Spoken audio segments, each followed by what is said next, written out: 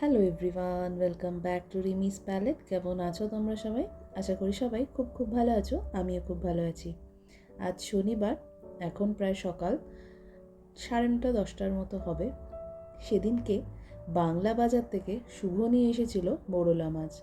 বেশ অনেক কটাই মাছ এনেছিল, তার মধ্যে যেটা সেদিন পাওয়া গেছিল সেটা হচ্ছে মোরলা মাছ।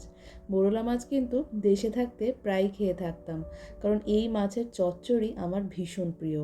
আর যতবারই মোরলা মাছ বাজার থেকে এনেছিলাম ততবার এই রকম সব রকম সবজি দিয়ে চচ্চড়ি বানিয়েছিলাম। তবে দেশে একটু টাটকা মোরলা মাছ পাওয়া যায়, কিন্তু এই দেশে যেহেতু টাটকা পাবো না, তাই জন্য ফ্রোজেন মাছই খেতে হবে। আর এই মাছের মধ্যে কিন্তু আমি সব রকম সবজি দিয়ে সবসময় করি। আর আজ যেহেতু ফ্রোজেন মাছ পেয়েছি, তাই জন্য ভাবলাম সামান্য একটু পেঁয়াজ রসুন দিয়ে করি, খেতে বেশ ভালোই হবে। মাছগুলোকে আগে তেলে ভেজে নিয়েছিলাম, তারপরে ওই তেলেই একটু কালো জিরে, পেঁয়াজ আর রসুন ফোড়ন দিয়েছিলাম। রসুনটা একমাত্র দেওয়ার কারণ হচ্ছে যাতে ফ্রোজেন মাছগুলোতে কোনো রকম আষ্টে গন্ধ না থাকে, নইলে টাটকা মাছ হলে কিন্তু এই রান্নায় রসুন একদমই চলে না। পাশাপাশি বাড়িতে যে সবজিগুলো ছিল সেগুলোই কেটে দিয়েছিলাম। বেশিরভাগ ক্ষেত্রে বেগুন আলু দিয়ে এই মাছটা ভালো হয়। আর সেদিন বাংলা বাজার থেকে একটু শিমও পেয়েছিলাম, তাই জন্য শিমটাও ওরম সরু সরু লম্বা লম্বা করে কেটে নিয়েছিলাম। ব্যাস বেগুন আলু শিম দিয়ে কিন্তু এই রান্নাটা বানিয়েছিলাম। আর এই রান্নাটা হলে আর কোনো রকম তরকারি লাগে না, মনে হয় এটা দিয়েই পুরো ভাতটা খাওয়া হয়ে যাবে। বিশেষ করে যারা মাছপ্রেমী তারা তো নিশ্চয়ই আমার সাথে একদমই সহমত হবে।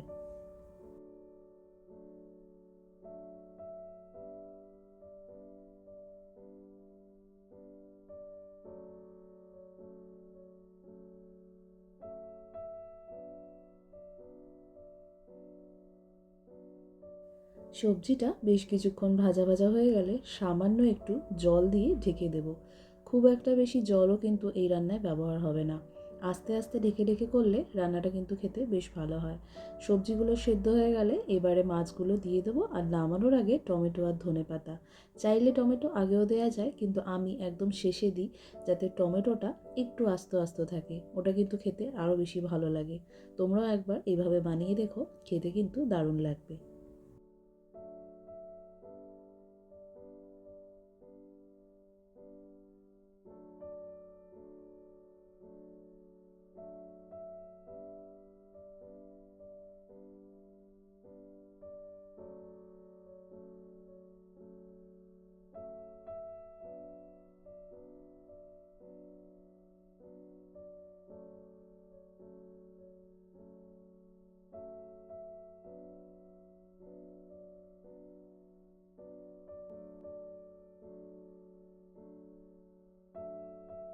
খাওয়া দাওয়া সেরে আজ দুপুরবেলা তাড়াতাড়ি করে সবাই বেরিয়ে পড়লাম ওয়েস্টার্ন পার্কের উদ্দেশ্যে। কদিন যাবৎ এখানকার আবহাওয়া একদমই খারাপ যাচ্ছে, আর বেরোনোর আগে একটু মার সাথে খুনসুটি না করলে ঠিক ভালো লাগে না। কি যেন একটা বলতে বলতে মাকে বেরোচ্ছিলাম। আর আজকের বাইরের আবহাওয়াটা এতটাই ভালো, এরকম আবহাওয়া যদি এখন সারাদিন থাকে তাহলে তো কোনো কথাই নেই। আর এখন যেহেতু আস্তে আস্তে দিনটা বড় হচ্ছে, এদিকে দেখছি সন্ধে 6টা অবধি বাইরে প্রায় আলো থাকছে। আর তো মাত্র কটা দিন, আর কটা দিন হয়ে গেলেই একদম পুরোপুরি গরমকাল পড়ে যাবে এদেশে। ব্যাস, তখন এই আলোটাই কিন্তু আমাদেরকে দেখতে হবে রাত্রি 10টা অবধি। আর সকালবেলা 4:30-5টায় বাজতে না বাজতেই দেখবো বাইরে ভীষণ আলো। আগে তো ধরুন পুরো অন্ধকারে স্কুলে যেত আর ফিরতো পুরো অন্ধকারে, কারণ এদিকে শীতকালে কিন্তু সূর্য উদয় হতে হতে অনেক সময় লেগে যায়। ব্যাস, এই গরমকালটা সামনে আসছে, এটাকে ছুটি উপভোগ করা যায়।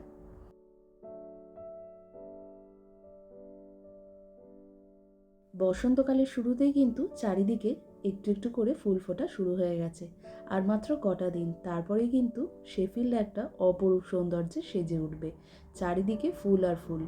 এত ফুল গাছে হয় যে গাছ থেকে ঝরে ঝরে ফুল পড়ে যায়, কেউ তোলারও লোক নেই। এই যদি দেশে হতো, সেই ফুলটাই হয়তো আমরা ঠাকুরকে দিতাম।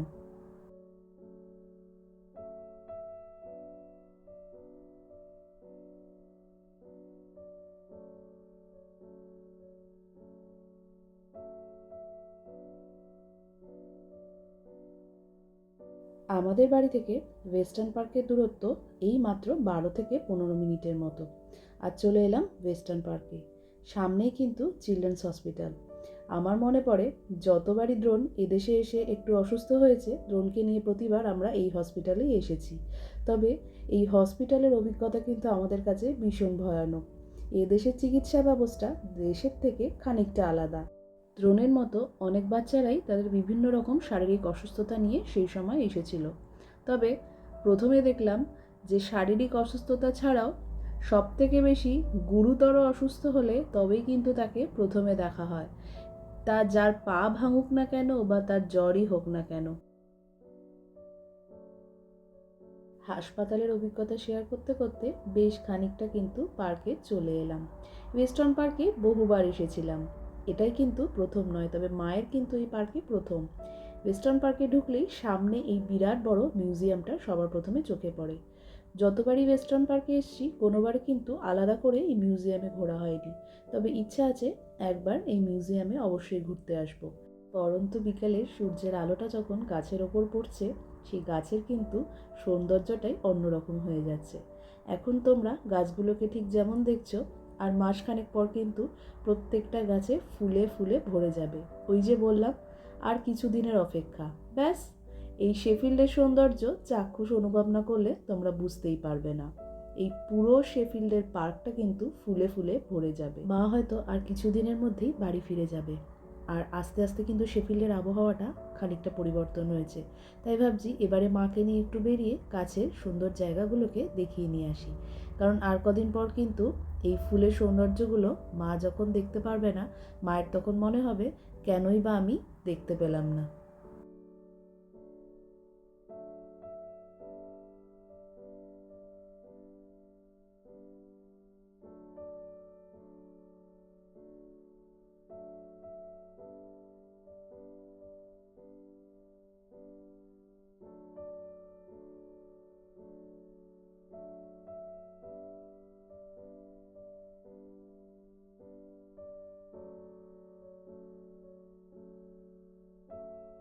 এদেশে পার্কগুলোতে বেরোনোর আগেই কিন্তু বাড়ি থেকে বেশ খানিকটা পাউরুটি নিয়ে বেরোনো হয়। কারণ এরকম পার্কগুলোতেই বেশ হাঁস, পায়রা, মাছ থাকে, তাদেরকে খাওয়াতে খাওয়াতেই বেশ খানিকটা সময় চলে যায়।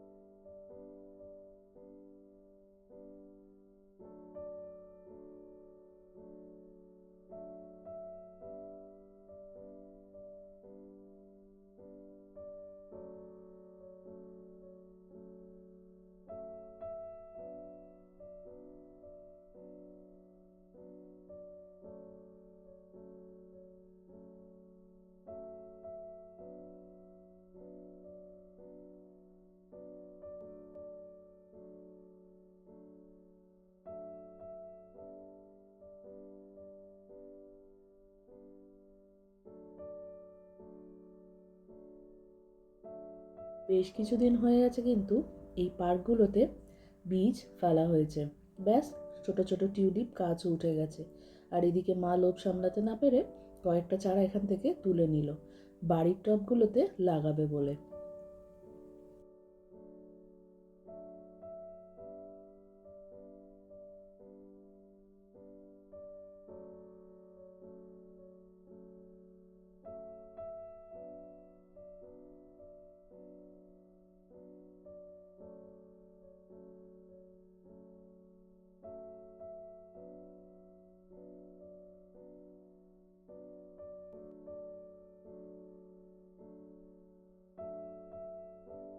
পার্কে এতটা পথ হাঁটার পরে দিন শেষে একটু মিষ্টিমুখ না করলে কি হয়। তাই সবাই মিলে চলে এলাম হাঁটতে হাঁটতে এদেশের সব থেকে আমাদের প্রিয় একটা আইসক্রিমের দোকান। আমি কিন্তু বরাবরই খুব একটা মিষ্টি প্রেমী কোনোদিনই ছিলাম না। শুনলে হয়তো হাসি পাবে, আইসক্রিমও কিন্তু আমার খুব একটা পছন্দের নয়। তাই আমি কিন্তু যখনই এই দোকানে আসি ভাবি আইসক্রিম ছাড়া আর কি কি নেওয়া যায়। দ্রোণ তো সবার প্রথমেই বলে দিল আমি কেক খাবো, তাই জন্য ওর জন্য কেক অর্ডার দিয়ে এলাম। এদিকে মা আর শুভ যেহেতু আইসক্রিম খেতে পছন্দ করে, ওদের আইসক্রিম ততক্ষণে এসে গেছিলো। আমাদেরটা আসতে একটু সময় লাগছিল বলে আমরা কিন্তু মা আর শুভর থেকেই ভাগ বসিয়ে নিয়েছিলাম। এদিকে দেখতে দেখতে ডোনেটটাও চলে এলো। আসা শুধু বাকি আমারটা। আমি অর্ডার করেছিলাম একটা ডিশ, যেটাকে এদেশে ক্রিপ বলে। ঠিক যেমন গোলা রুটি খেতে হয়, ময়দার গোলা রুটির ওপরে চকলেটের স্প্রেড লাগিয়ে আর তার সাথে 2 স্কুপ আইসক্রিম। এই জিনিসটা আমি আগেও খেয়েছি, তবে সাথে আইসক্রিম ছিল না। আজকে আবার 2 স্কুপ আইসক্রিমের সাথে এটাকে সার্ভ করা হয়েছিল। দুটোর কম্বিনেশন কেমন হবে খেতে দেখার কিন্তু খুব ইচ্ছে ছিল। আর সত্যি কথা বলতে খেয়েও বেশ অন্যরকম লাগলো। তাই জন্য আজ এটা গোটা আমি একাই শেষ করে ফেলেছি। আজ এই পর্যন্তই থাক, দেখা হবে অন্য কোনো একটা ব্লগে। অনেক অনেক কথা হবে। ততক্ষণ ভালো থেকো, সুস্থ থেকো।